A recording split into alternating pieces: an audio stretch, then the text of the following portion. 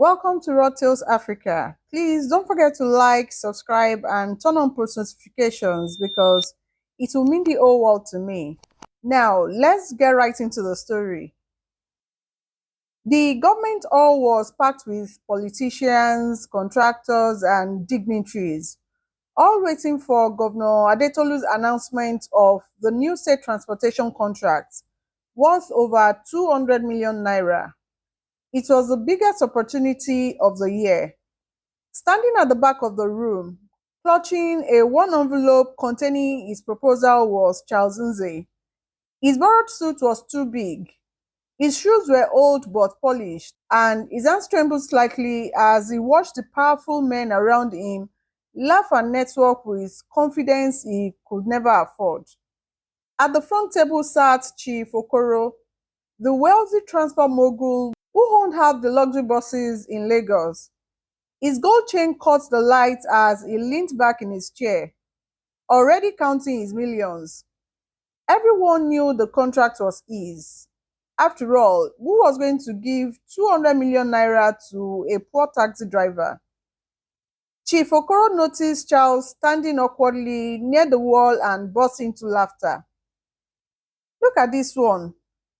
Did security let in the wrong person? My friend, the kitchen entrance is at the back. The room erupted in cruel laughter. Chelsea's face burned with shame, but he stood his ground. Actually, sir, Charles said quietly, I am here to bid for the transportation contract. The laughter grew louder. Chief Okoro slapped his thigh. You, a taxi driver, with what money? Did you sell your agbada to buy that suit? But then, the double doors at the front of the hall opened and Governor Adetolu walked in. But he wasn't alone. Beside him walked a woman in an elegant blue wrapper and gele, her presence commanding immediate respect. She was beautiful, poised, and her eyes scanned the room with quiet authority. Chief Okoro straightened immediately, as did every other person in the room. This was the First Lady of the state, Mrs. Tola Adetolu, one of the most respected women in Nigeria. But as her eyes moved across the crowd, they stopped on Charles, and for just a moment, something passed between them. A look of recognition, a small, almost imperceptible nod. Chief Okoro noticed and scoffed. Madam, I hope you are not seriously considering this taxi driver's proposal. Some people don't know their place in society. Mrs. Adetolu's expression didn't change, but her voice was ice cold when she spoke. Chief Okoro, tell me, what do you know about knowing someone's place? The room fell deadly silent. Something was happening here, something they didn't understand. Mrs. Adetolu continued, her eyes never leaving Charles. 3 months ago, I met this man. Let me tell you exactly how, but this story started 3 months earlier. The alarm clock screamed at 4:30 a.m., but Charles was already awake. He had been staring at the ceiling for an hour, calculating and recalculating. Rent was due in 5 days. His daughter, Chioma's school fees were overdue by 2 weeks. His taxi, a battered 2008 Toyota Corolla, needed new brake pads that cost more than he made in a week. He slipped out of bed quietly, careful not to wake his wife Ngozi, who was curled up beside their sleeping baby. In the dim light, he could see the worry lines that had deepened around her eyes over the past months. She never complained, but he knew she lay awake at night too, wondering how they would survive another month. Charles dressed in his usual uniform, a clean but faded shirt, pressed trousers with a small hole near the pocket that Ngozi had expertly mended, and his only pair of black shoes that he polished religiously every Sunday after church. In the kitchen, he made instant coffee with one sugar cube, his only luxury, and stood by the window watching the sun rise over the crowded tenement buildings of Mushin. Other early risers were already moving about. The bread seller arranging her loaves, the mechanic opening his roadside shop, the woman who sold newspapers at the junction. These were his people, hardworking, honest, struggling to build something better from nothing. Charles picked up his car keys, attached to a small wooden cross his mother had given him before she died, and whispered his daily prayer: God, give me strength to provide for my family. Help me to be a good man, no matter what comes. By 5:30 a.m., he was on the road. Lagos was waking up and he had passengers to carry. His first customer was Mr. Adeyemi, a bank security guard heading to Victoria Island for his 6 a.m. shift. Mr. Adeyemi was a regular and they had developed the comfortable friendship of two men who understood struggle. How is the family? Mr. Adeyemi asked as he settled into the passenger seat. By God's grace, we are managing, Charles replied, pulling into traffic. It was his standard response, hopeful but honest. I hear Chief Okoro's transport company is hiring drivers, Mr. Adeyemi offered. Good money, but I know the stories, Charles finished. Late pay, no respect, and they treat drivers like slaves. I would rather drive my own taxi and be poor than be rich and lose my dignity. Mr. Adeyemi nodded. This was the difference between Charles and many others. He could have taken shortcuts, could have joined the transport companies that cheated passengers and exploited drivers, could have gotten involved in the sharp practices that many taxi drivers used to make extra money. But Charles's father had taught him that poverty was temporary, but character was permanent. As they drove through the early morning traffic, Charles's radio crackled with news. Governor Adetolu announces new state transport contract worth 200 million naira. Bidding opens next month for qualified transport operators. Mr. Adeyemi laughed. 200 million. Can you imagine such money? Charles was quiet for a moment, then said softly, I can imagine it. I have ideas for how to improve transportation in these states, but who will listen to a taxi driver? You never know, Mr. Adeyemi said as they reached his destination. God works in mysterious ways. As Charles drove away, that number echoed in his mind. 200 million naira. Enough to start a real transport company. Enough to employ other struggling drivers. Enough to change everything. But first, he had to survive today. Across town, in a mansion in Ikoyi, Chief Okoro was having his morning massage. At 58, he was one of Lagos' wealthiest transport moguls, owner of Okoro Luxury Motors and a man who believed that money could buy anything, including respect. His house was a monument to excess. Marble floors imported from Italy, gold fixtures, and a garage that housed 7 luxury cars. He employed 12 house staff and treated them with the casual cruelty of a man who had never known want. Shade, he barked at his housekeeper. This coffee is cold. Are you trying to poison me? Shade, a woman in her 40s with 3 children to feed, bowed her head. Sorry, sir. I will make fresh one immediately. And next time, remember that I don't drink ordinary coffee. If you can't afford to buy proper coffee for this house, Tell me so I can deduct it from your salary.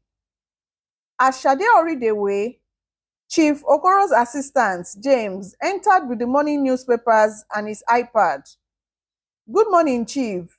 The governor's transportation contract announcement is front page news. Every transport company in Lagos will be bidding. Chief Okoro barely looked up from his phone. Let them bid. We both know that contract is mine. I've been doing business with politicians in this state for 20 years. I know where all the bodies are buried. James hesitated. Sir, there has been talk that the governor wants to give smaller companies a chance. Something about economic inclusion. Economic inclusion. Chief Okoro laughed harshly. James, let me tell you something about politics. They say one thing for the newspapers and do another thing in private. That contract is worth 200 million naira. Do you think they are going to give it to some small time operator who can't even afford to buy the governor's wife a proper handbag? He stood up, dismissing the masseur with a wave. Besides, I have already made sure that any serious competitor will have difficulties submitting their bids, if you understand my meaning. James nodded uncomfortably.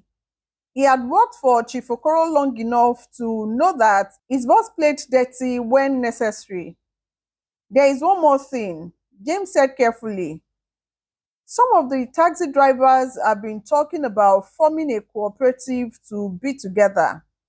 Small thing, but taxi drivers. Chief Okoro burst into laughter. Those dirty, uneducated fools. James, taxi drivers are meant to drive other people's cars, not own companies. They should stick to what they know, picking up passengers and keeping their mouth shut.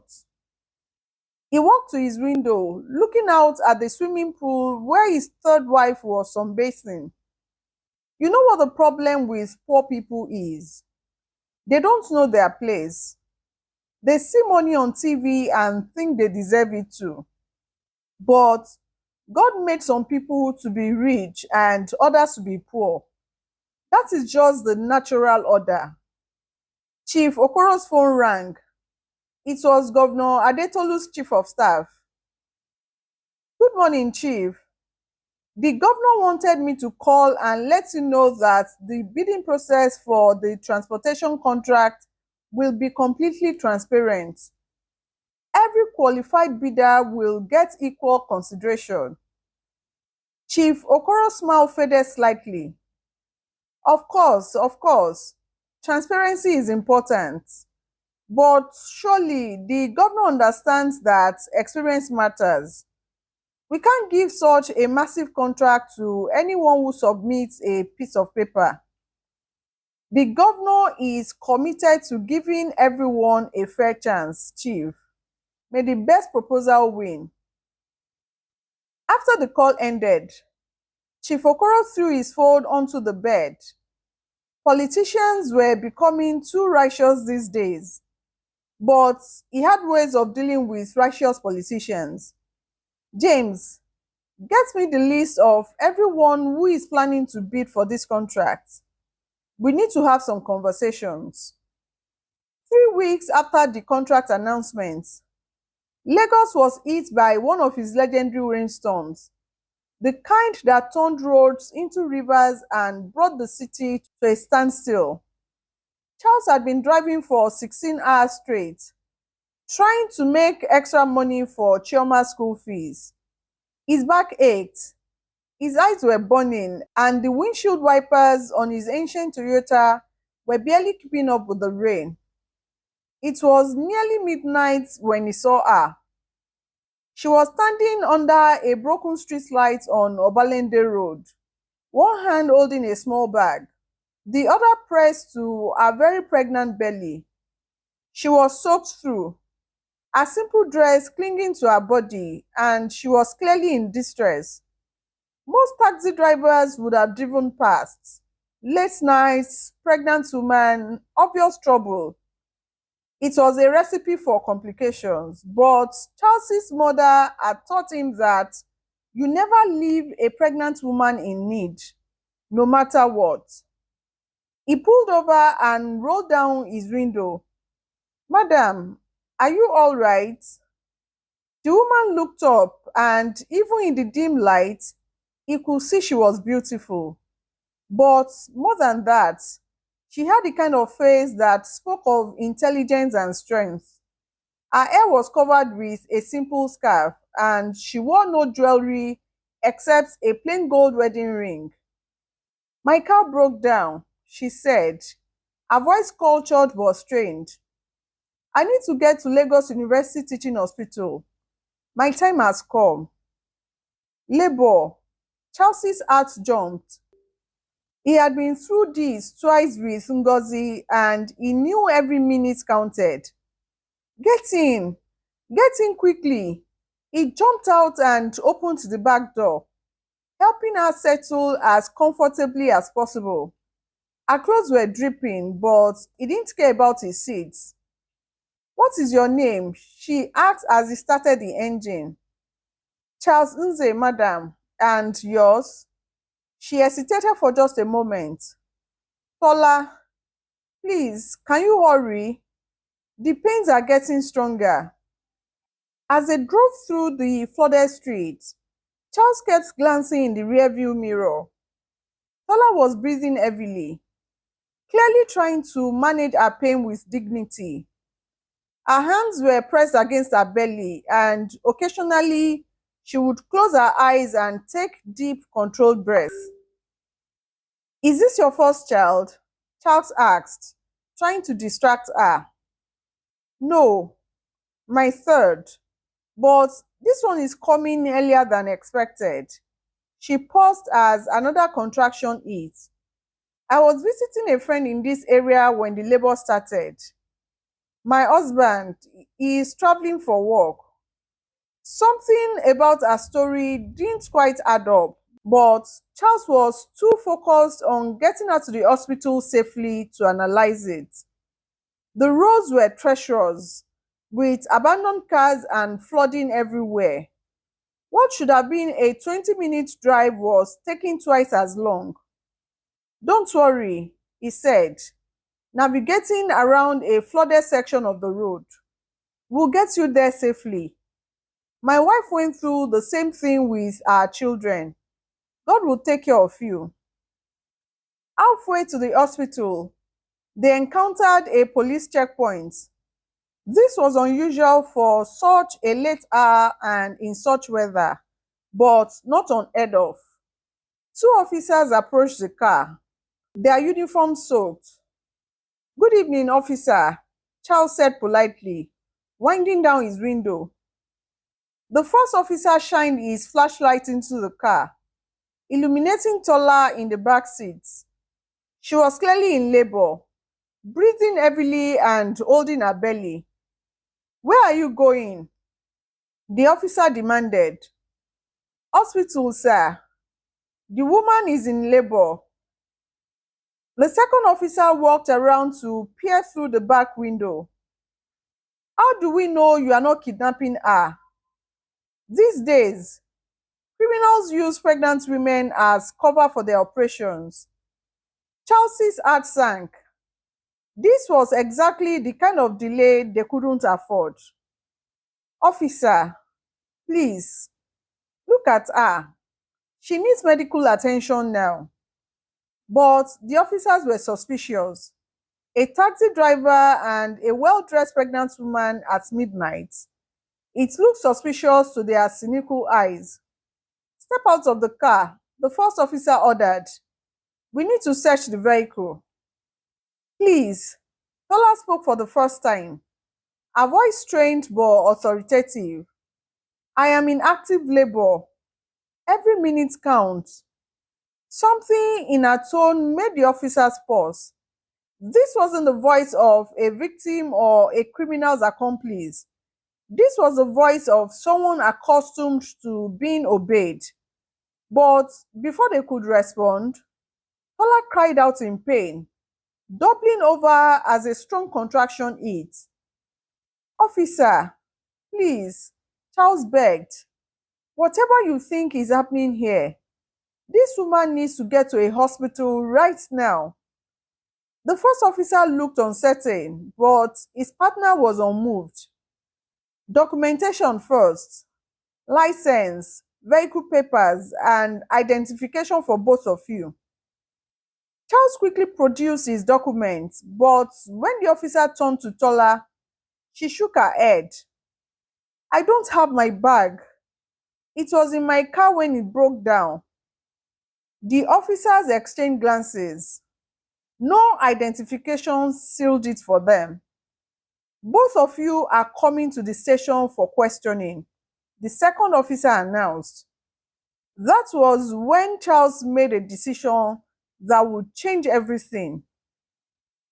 He looked at the officers, then at Tola, writhing in pain in his back seat, and said firmly, Officers, I understand you have a job to do, but I am a Christian man and I cannot let a woman in labor suffer because of bureaucracy. If you want to arrest me tomorrow. Right now, we are going to the hospital. He puts the car in gear. If you try to drive off, we will shoot, the first officer shouted, reaching for his weapon. But Tola, despite her pain, managed to say, Officer, please, check your phone. Call the governor's office. Tell them Tola needs help. The officers looked at each other, confused. What kind of criminal tells police to call the governor's office? The first officer, now uncertain, reluctantly made the call. After a brief conversation, his entire demeanor changed. He quickly came back to the car. Go, he said simply. Go now. As they drove away, Charles glanced in the mirror at Tola. What did you tell them to say? She was quiet for a moment, then said softly, Sometimes people need to know that help comes from unexpected places. Lagos University Teaching Hospital at midnight was controlled chaos. The emergency room was packed with victims of car accidents caused by the storm, people suffering from various ailments, and the usual late night crowd of urban casualties. Charles pulled up to the emergency entrance and immediately ran inside to get help. Please, pregnant woman in labor in my car. Two nurses and an orderly rushed out with a wheelchair. As they helped Tola from the car, Charles could see she was in significant pain but still maintaining her composure with remarkable dignity. What is the patient's name? The admitting nurse asked. Clipboard ready. Tola, she managed between contractions. Last name? There was a pause. Just Tola for now. The nurse frowned. In Nigeria, everyone had a full name and hospitals required complete information for admission. Madam, we need your full name, address, and insurance information for admission. Charles watched Tola's face. She was clearly struggling not just with labor pains, but with some internal conflict about revealing her identity. She doesn't have her purse, Charles interjected. Her car broke down in the rain. Can't you just admit her and sort out the paperwork after she delivers safely? The nurse's expression hardened. Sir, this is not a charity hospital. Without proper documentation and insurance, she will need to pay a deposit before we can admit her to the maternity ward. How much? Charles asked. 50,000 naira. Charles's heart sank. He had exactly 8,000 naira in his wallet. His earnings from 2 days of driving, money that was already earmarked for Chioba's school fees. I have 8,000 naira, he said quietly. Please, can you accept that as partial payment? The nurse shook her head. Hospital policy is very clear. 50,000 naira or she delivers in the general ward with no specialized care. Tola was now gripping the sides of the wheelchair, her breathing rapid and shallow. The baby is coming soon, she gasped. Please. Charles looked around the waiting room. It was filled with poor people, most of whom probably faced similar financial challenges. In the corner, he noticed a man counting crumpled naira notes, probably trying to scrape together money for his sick child's treatment. He made a decision. Please, wait here, he told Tola, then walked back outside to his taxi. For the next hour, Charles did something he had never done before. He parked his taxi outside the hospital and approached everyone entering or leaving. Please, I need help, he would say. There is a pregnant woman inside who needs 50,000 naira for hospital admission. I am not asking for myself. I am asking for her and her unborn child. Some people ignored him. Others looked at him suspiciously. But a few, the security guard who gave him 500 naira, the late night food vendor who contributed 1,000 naira, a young doctor who emptied his wallet of 3,000 naira began to help. Why are you doing this for a stranger? The doctor asked as he handed over his money. Charles was quiet for a moment. My mother used to say that God tests us by putting people in our path who need help. How we respond determines who we really are. Meanwhile, inside the hospital, Tola was experiencing something she had never encountered before. Despite her pain, she was observing how the hospital treated people without money or connections. She watched a woman with a sick baby be told to wait because she couldn't afford the consultation fee immediately. She saw an elderly man with a deep cut on his arm sit bleeding because he needed to find 5,000 naira before anyone would treat him. When Charles returned with 42,000 naira, still 8,000 naira short, he found Tola arguing with the admission staff. This is unacceptable, she was saying, her pain making her voice sharp. You cannot let people suffer because they don't have money. What kind of medical system do you run? Another contraction hit her, cutting off her words. Ma, please calm down, the nurse said dismissively. If you don't like our policies, you can go to a private hospital. Charles approached with the money. I have 42,000. Please, can you accept this? I will bring the remaining 8,000 naira tomorrow. The nurse was about to refuse when a senior doctor appeared. Dr. Adeyemi, the same man who sometimes rode in Chelsea's taxi. Mr. Charles, what are you doing here? Quickly, Charles explained the situation. Dr. Adeyemi looked at Tola, who was now clearly in advanced labor, then at the money in Chelsea's hands.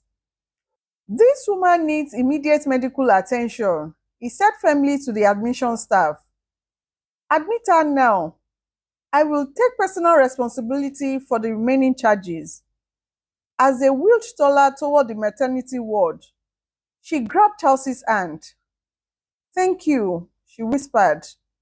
I will never forget what you did tonight. Just focus on delivering your baby safely, Charles replied. I will be here until you are both well. Charles spent the night in the hospital waiting room. dozing fitfully in an uncomfortable plastic chair. At 6:47 a.m., Dr. Adeyemi emerged with good news. It's a girl. Both mother and baby are healthy and strong. Relief flooded through Charles. He had never met this woman before last night, but he felt as invested in her well being as if she were family. Can I see her? She's asking for you. In the recovery room, Tola was sitting up in bed, holding a beautiful baby girl. Even after the ordeal of labor, there was something regal about her bearing. The baby was wrapped in a hospital blanket, sleeping peacefully. She's beautiful, Charles said softly. I want to name her Charles, Tola said, looking up at him. After the man who saved our lives, Charles was touched beyond words. That, that is an honor, but Charles is a boy's name. Tola smiled, the first genuine smile he had seen from her. Then, we'll call her Amaka. It means beautiful in Igbo, like the beautiful kindness you showed us. She reached into the small bag she had been carrying, the only possession she had with her. From it, she pulled out an envelope. This is for the remaining hospital fees and for your kindness, she said, offering it to him. Charles opened the envelope and gasped. Inside were 10 crisp 10,000 naira notes, 100,000 naira in total. Madam, this is too much. The hospital bill was only 8,000 naira more, and I didn't help you for money. Please, she said firmly, take it. Use it for your family, your business, whatever you need, and there is something else. She pulled out a business card, plain white with just a phone number printed on it. If you ever need anything, anything at all, call this number and ask for Tola. Promise me. Charles looked at the cards, then at this woman who had appeared in his life like an angel. I promise, but I have to ask, who are you really? Tola's eyes met his. I am someone who learned tonight that there are still good people in this world. That is all you need to know for now. As Charles prepared to leave, Tola called him back one more time. The transportation contract, she said quietly. Are you going to bid for it? Charles was startled. How did she know about his interest in the contract? I I have thought about it, but people like me don't get contracts like that. It requires connections, influence, money I don't have. What if I told you that sometimes the best person for a job is not the one with the most connections, but the one with the most character? I would say that sounds nice in theory, but the world doesn't usually work that way. Tola adjusted her baby in her arms. Maybe it is time the world started working differently. Promise me you will submit a bid. But, madam, promise me. Looking into her eyes, Charles found himself nodding. I promise. While Charles was at the hospital, Chief Okoro was busy ensuring his victory in the transportation contract bidding. He had spent the money in meetings with three other major transport companies, all potential competitors for the contract. Gentlemen, he said, sitting at the head of his boardroom table, we all know this contract is big enough for one company to handle alone. But if we fight each other, we might create opportunities for smaller operators to slip through. Mr. Adetolu, no relation to the governor, owner of Swift Transport, leaned forward. What are you proposing, Chief? I am proposing that we form a consortium. I will be the lead partner with 60% of the contract, and the three of you can share the remaining 40%. This way, we all benefit and we keep out the small players who have no business in this league. The third man at the table, Alhaji Musa of Northern Express, frowned. What about the governor's talk of transparency and giving smaller companies a chance? Chief Okoro laughed. Politicians say many things during the day that they forget at night. I've been doing business in this state for 20 years. Trust me, when the decision is made, it will be made by people who understand the value of experience and proper appreciation. Proper appreciation was code for bribes, and everyone at the table understood. Mr. Kehinde of Metro Line looked uncomfortable.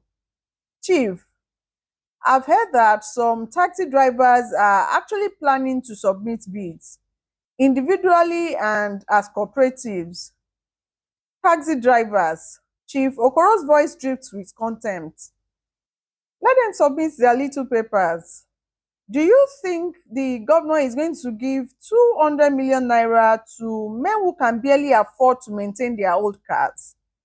But even as he smoked dismissively, Chief Okoro was taking notes. After the meeting, he called his assistant, James. I want you to find out everything about these taxi drivers who think they can bid for the contract. Names, addresses, families, debts, everything. If they want to play in the big leagues, they need to understand the rules. James returned that afternoon with a list of 12 names, taxi drivers and small transport operators who had indicated interest in bidding for the contract. Charles Nze's name was at the top of the list. This one, James said, pointing to Charles's name. He has been asking questions about the bidding process.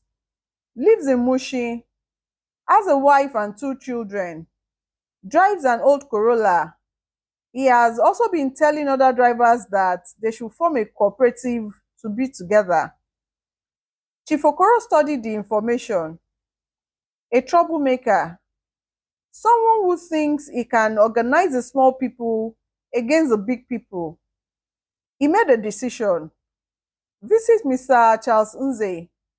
Explain to him how the transport business really works. The next evening, as Charles was returning home from the hospital, he had been visiting Tola and baby Amaka daily. He found two men waiting outside his apartment building. Mr. Charles Nze, the taller man, stepped forward. He was well dressed but had the look of someone who solved problems with intimidation rather than conversation. Yes, that is me. My name is Kunle. I work for Chief Okoro. He wanted me to have a friendly conversation with you. Chelsea's heart began to race, but he kept his voice steady. What about? About the transportation contract. Chief Okoro heard that you are planning to submit a bid. It's a free country. Anyone can submit a bid. Kunle smiled, but it wasn't a pleasant expression. Technically, yes, but practically, Mr. Charles, let me explain something to you. Chief Okoro has been in the transport business since before you were born.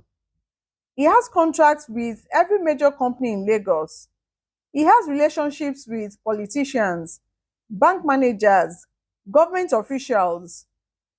The second man, who had remained silent, stepped closer. What my colleague is trying to say is that Chief Okoro takes care of people who understand the natural order of things. But people who try to disrupt that order, well, they tend to have problems. What kind of problems? Charles asked, though he was beginning to understand. Vehicle problems, permit problems, family problems. Kunle's tone remained conversational, but the threat was clear. For instance, your daughter Chioma, she's in primary 5 at community primary school, isn't she? Nice school. Would be a shame if the headmaster suddenly decided that your fees were no longer acceptable. Charles's blood ran cold. They were threatening his daughter. Or your wife's small trading business at Mushi Market. The second man continued. Traders need permits, licenses, the goodwill of market associations. All of that can disappear very quickly if the wrong people decide you are causing trouble. Kule reached into his jacket and pulled out an envelope. But Chief Okoro is not an unreasonable man.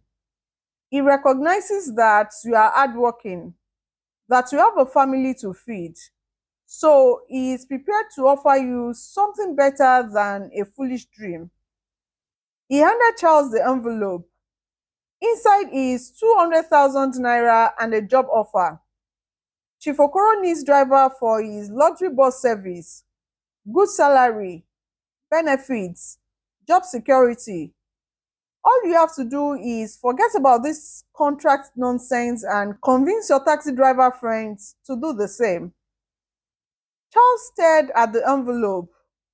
200,000 naira was more money than he had ever held at one time. It will solve his immediate problems, pay for Chioma's education, help Ngozi expand her business.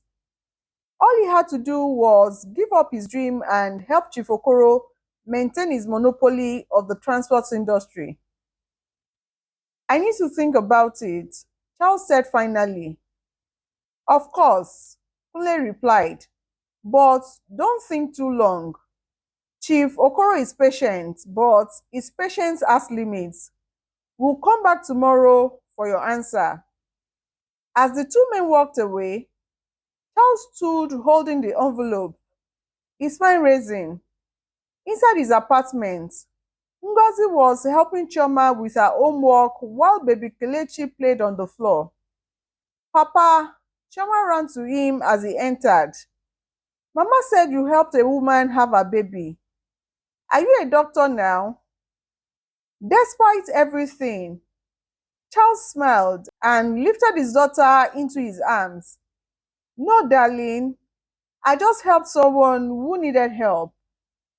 Like Good Samaritan in Sunday school? Yes, like the Good Samaritan. But as he looked at his family, his beautiful, trusting family, Charles wondered if being a Good Samaritan was a luxury he could afford.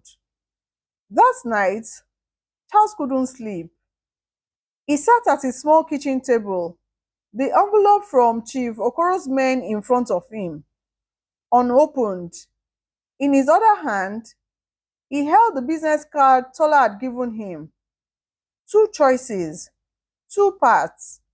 He could take Chief Okoro's money, get a steady job, and provide immediate security for his family.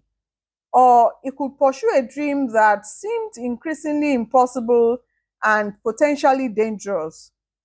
At 3 a.m., Ngozi found him still sitting there. Charles, what is wrong? You've been quiet since you came home. He told her everything about Chief Okoro's offer, about the threats, about the impossible choice he faced. Ngozi was quiet for a moment, then she picked up the envelope and set it aside without opening it. My husband, she said softly, do you remember what you told me when we got married? You said you would rather be poor and honorable than rich and ashamed.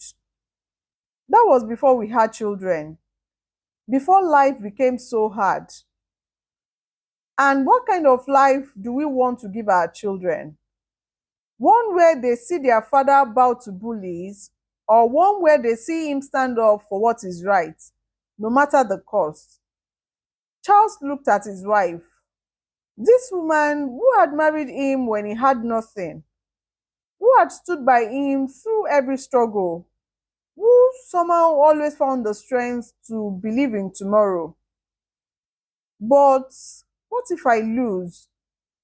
What if Chief Okoro destroys us? Ngozi took his hands in hers. Then we lose together.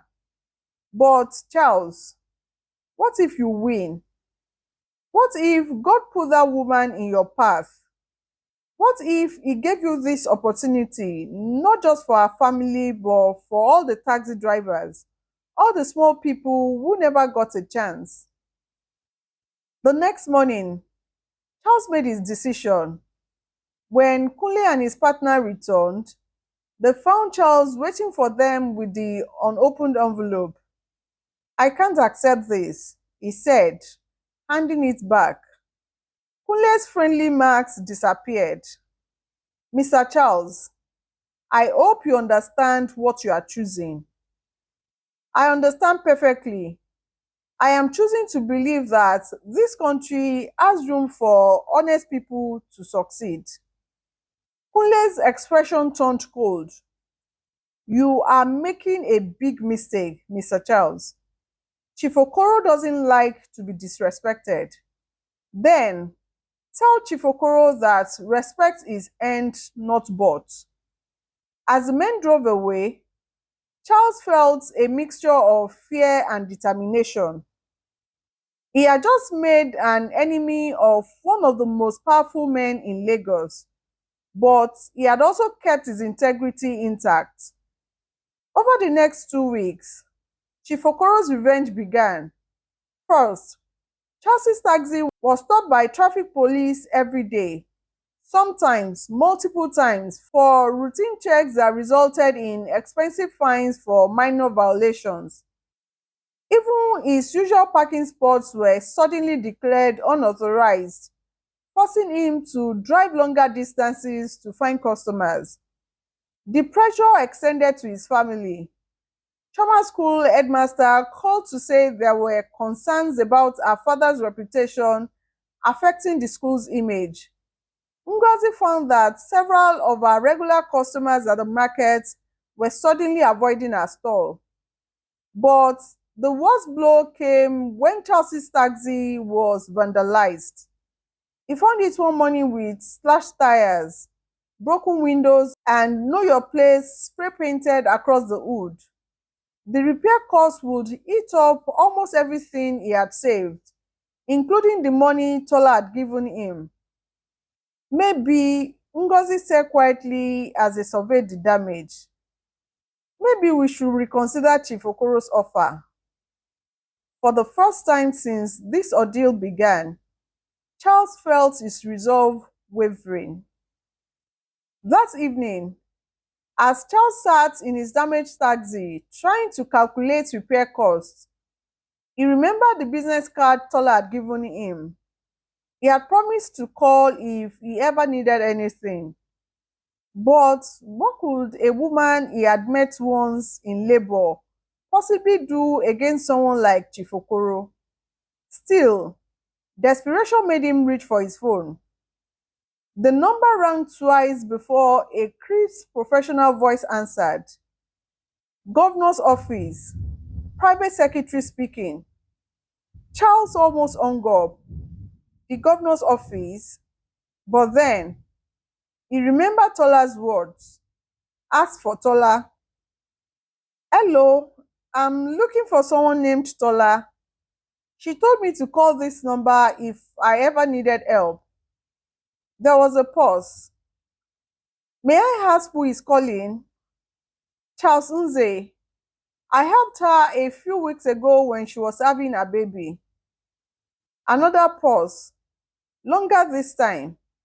Classical music played for what felt like an eternity. Then, a familiar voice came on the line. Charles, is that you? Tola, yes, it is me. How are you? How is baby Amaka? We are both wonderful, thanks to you. But you sound troubled. What is wrong? Charles found himself pouring out the entire story. Chief Okoro's threats, the vandalism, the pressure on his family, his dream of bidding for the transportation contracts that now seemed impossible. Tola listened without interruption. When he finished, she was quiet for a long moment. Charles, do you remember what I told you in the hospital about character being more important than connections? Yes. And do you remember promising me that you would submit a bid for that contract? Yes, but Tola, you don't understand. Chief Okoro is too powerful. People like me don't win against people like him. What if I told you that sometimes the most powerful person in the room is the one who doesn't know they are powerful yet? Before Charles could ask what she meant, Tola continued, I want you to prepare your bid. Make it the best proposal you can. Include everything you told me about your vision for improving transportation in Lagos. But the submission deadline is tomorrow and I don't have. Trust me, Charles. Prepare your bid, submit it, and remember, character always wins in the end, even when it doesn't look like it. Despite his doubts, Charles spent the entire night working on his proposal. He had been thinking about the contract for months and his ideas poured onto paper. His proposal wasn't just about providing transportation, it was about creating a network that served the common people, affordable bus routes that connected the poorest neighborhoods to job centers, a cooperative system that would employ hundreds of currently struggling taxi drivers, a maintenance program that would keep older vehicles running safely and efficiently. Where other bidders focused on profit margins and luxury services, Chelsea's proposal focused on social impact and community development. As dawn broke, he read through his handwritten proposal one more time. It was good, maybe even great, but would anyone care about good ideas from a poor taxi driver? At 10 a.m., he arrived at the state secretariat to submit his bid. The submission office was crowded with representatives from major transport companies, all carrying thick, professionally bound proposals. Charles's proposal was in a simple manila folder, typed on borrowed computer at a local business center. As he stood in line, he heard the whispers and saw the stares. Word had spread about the taxi driver who thought he could compete with the big companies.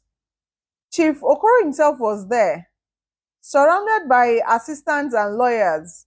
When he saw Charles, his face twisted into a cruel smile. Look who decided to show up. Chief Okoro announced loudly enough for everyone to hear. The taxi driver who doesn't know his place. The room fell silent. Everyone turned to look at Charles, some with curiosity, others with amusement. I wonder, Chief Okoro continued, if they even have a photocopier in motion to print your little proposal. Laughter rippled through the crowd. Charles felt his face burn with humiliation, but he stayed in line. When his turn came, the submission clerk looked at his simple folder with obvious skepticism. Name of company, Charles Nze, individual bidder. More whispers from the crowd. Bid amount. Charles had agonized over this number. The contract was worth 200 million naira. Chief Okoro's consortium would probably bid for the full amount or close to it. But Charles's proposal was designed to maximize service, not profit. 120 million naira, he said clearly. The room erupted in surprised murmurs. He had underbid the expected amount by 80 million naira. Chief Okoro stepped forward. Young man, do you even understand what you just did? You can't possibly provide the required services for that amount. You are either lying or completely incompetent.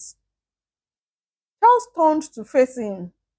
Chief Okoro, my proposal is based on efficiency, not greed.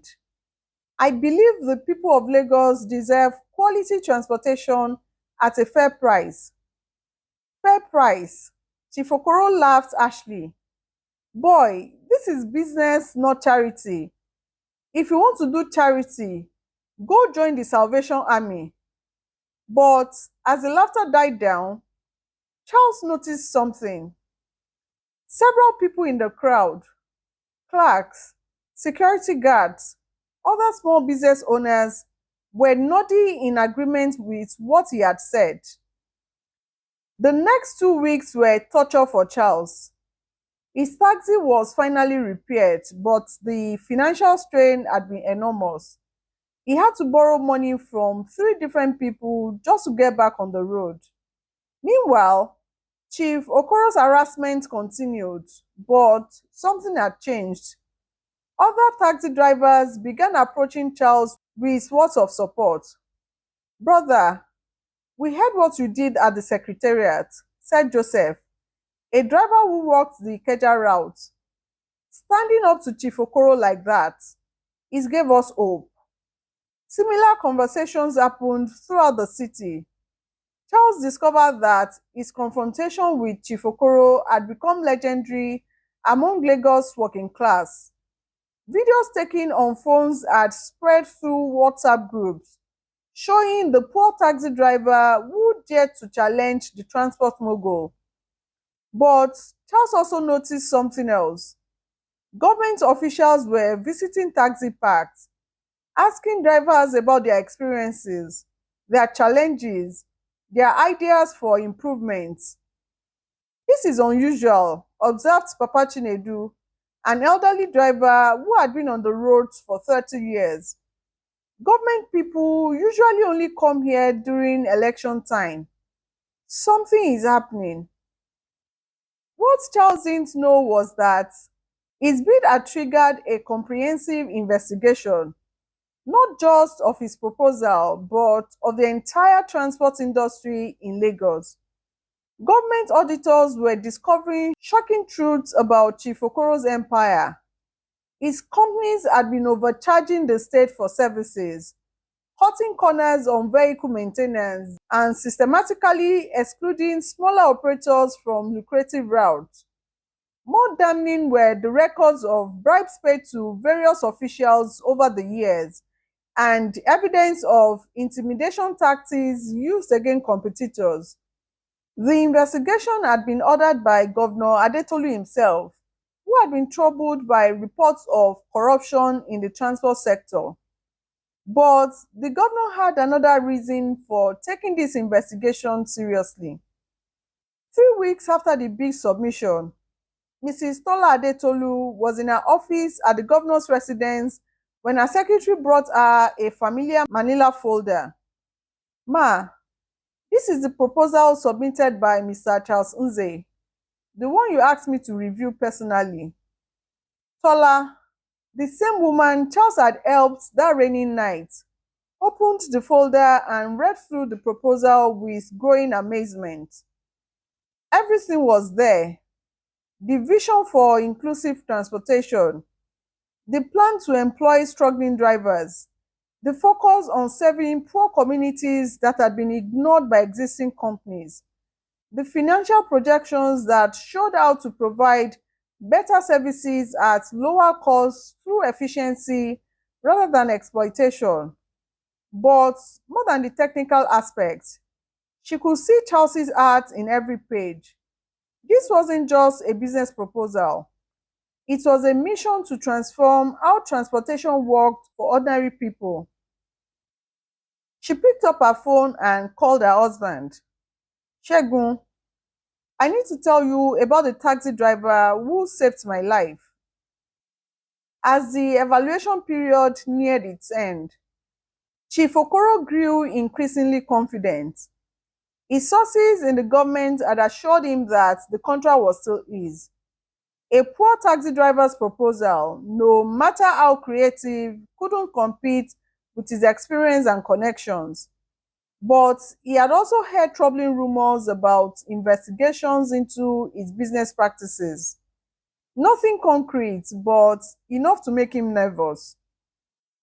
2 days before the announcement, he decided to eliminate the source of his irritation once and for all. This time, he didn't send representatives. He came personally to Charles's house, accompanied by 6 men. Charles was having dinner with his family when they arrived. The knock on the door was hard and insistent. "Mr. Charles Nze," Chief Okoro said when the door opened, "I think it is time we had a final conversation." Ngozi immediately gathered the children and moved them to the back room, but Charles could see the fear in her eyes. "Chief Okoro," Charles said calmly, "what can I do for you? You can stop this nonsense. Withdraw your bid, publicly apologize for wasting everyone's time, and accept my original offer. I'm even willing to increase it to 300,000 naira. And if I refuse?" Chief Okoro's mask of civility finally dropped completely. "Then you will discover that I have been very patient with you, but my patience is finished." He gestured to the men who moved closer. "Your daughter walks to school every morning at 7:30 a.m. Your wife goes to market every Tuesday and Friday. You drive the same route every day. Accidents happen, Mr. Charles, especially to people who don't listen to good advice." The threat was clear and direct.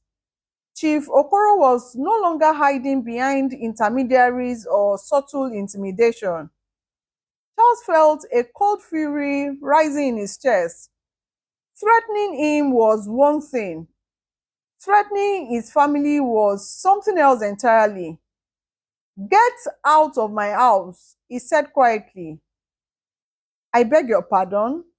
I said, "Get out of my house. Now." Chief Okoro smiled coldly. "You have 24 hours to change your mind. After that, the offer is withdrawn and you will face the consequences of your stupidity." As they left, Chelsea's hands were shaking, not with fear but with rage. He had tried to do everything right, to fight fair, to believe in justice, but Chief Okoro had just crossed the line that changed everything. For the first time since this ordeal began, Charles picked up his phone to call Tola's number. But before he could dial, his phone rang. The caller ID showed Governor's office. "Mr. Okafor, this is Mrs. Adetolu. I think it is time we met in person." And this brings us back to the government hall where our story began, with all the context now in place for the dramatic revelation. Mrs. Adetolu's voice was ice cold as she continued her story to the packed government hall. "3 months ago, I was in labor, stranded in the rain, with no identification and no money. Every taxi driver in Lagos passed me by. Everyone, except this man." She gestured towards Charles, who stood frozen in amazement as he finally understood who Tola really was. This man didn't know who I was. He had no reason to help me except common human decency. He spent his last money trying to get me hospital admission. He begged strangers for donations to pay my medical bills. He stayed with me through the night to make sure my baby and I were safe. The room was dead silent. Chief Okoro's face had gone pale. But here is what makes this story truly remarkable. Mrs. Adetolu continued. When I gave him money for his kindness, he tried to refuse it. When I gave him my private number, he only called once, and not to ask for favors, but to report that this man, she pointed at Chief Okoro, was threatening his family because he dared to submit a bid for this contract. Governor Adetolu stood up beside his wife. Chief Okoro, you have built your empire on intimidation, corruption, and the exploitation of poor people. You think that because you have money, you can threaten honest citizens who dare to compete with you. Chief Okoro found his voice. Governor, surely you are not going to base a 200 million naira decision on some sentimental story. Sentimental. Mrs. Adetolu's voice cut through the air like a blade. Chief Okoro, let me tell you what sentimental is. What is sentimental is believing that a man who threatens children deserves to profit from public funds. What is sentimental is thinking that corruption should be rewarded just because it is familiar. She opened a thick folder on the table. These are the results of our investigation into your business practices. Overcharging the state by 300%, using substandard vehicles that endanger passengers, bribing officials to exclude competitors, and now threatening citizens who exercise their legal right to bid for public contracts. The governor took over. Mr. Charles Nze's proposal isn't just the lowest bid we received. It is also the most comprehensive, the most innovative, and the most focused on serving the people of Lagos rather than enriching the contractor. He looked directly at Charles. Mr. Okafor, your proposal shows exactly the kind of vision we need for public transportation in this state. You understand that government contracts should serve the people, not just the bank accounts of well-connected businessmen. Chief Okoro made one last desperate attempt. Governor, this man is a taxi driver. He has no experience managing a 200 million naira contract. This is madness. You are right, said Mrs. Adetolu. He has no experience in corruption. He has no experience in exploiting workers. He has no experience in threatening families. What he has is integrity, innovation, and a genuine desire to serve his community. Governor Adetolu stepped forward. The Lagos State Transportation Contract is hereby awarded to Mr. Charles Nze and the Lagos Community Transport Cooperative. The room erupted. Some people cheered, mostly the small business owners, drivers, and working class people who had been watching from the back. Others sat in stunned silence. Chief Okoro stood up, his face twisted with rage. This is not over. You cannot do this to me. I have invested too much in this state to be treated like this. Chief Okoro, Governor Adetolu said calmly, you are free to file any legal challenges you wish. However, I should inform you that the Attorney General's office will be filing charges against your companies for fraud, tax evasion, and criminal intimidation. You might want to focus on preparing your defense. As security escorted a ranting Chief Okoro from the hall, Mrs. Adetolu approached Charles, who was still standing in shock. Congratulations, Mr. Okafor. Now comes the hard part, proving that good people can do great things when given the opportunity.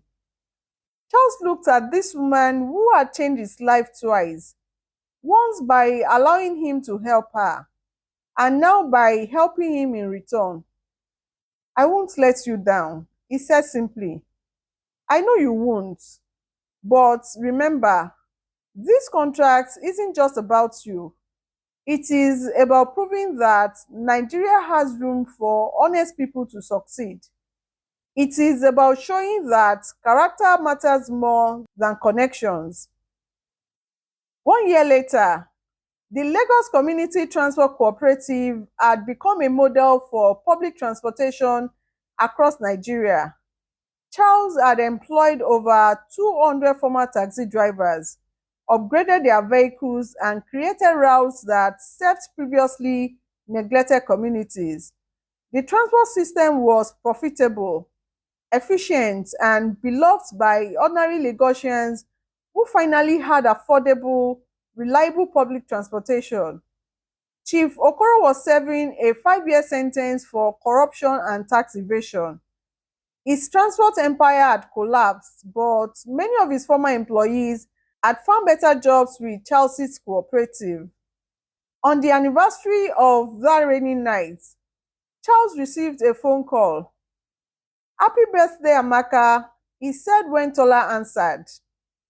"She wants to talk to her uncle, Charles," came the reply. A small voice came on the phone. "Uncle Charles, Mama says you are the one who helped me get born." "That's right, princess. And look how big and strong you've grown. Mama says when I grow up, I should help people like you helped us."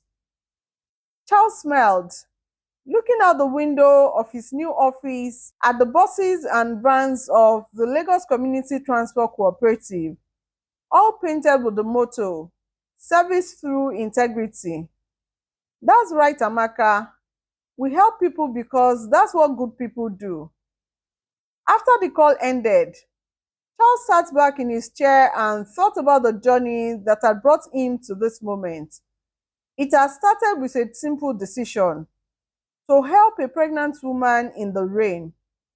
He had learned that sometimes the most powerful thing you can do is simply the right thing, regardless of the consequences.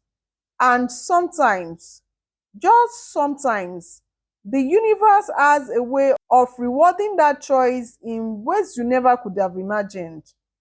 Outside his window, Lagos pulsed with its usual energy.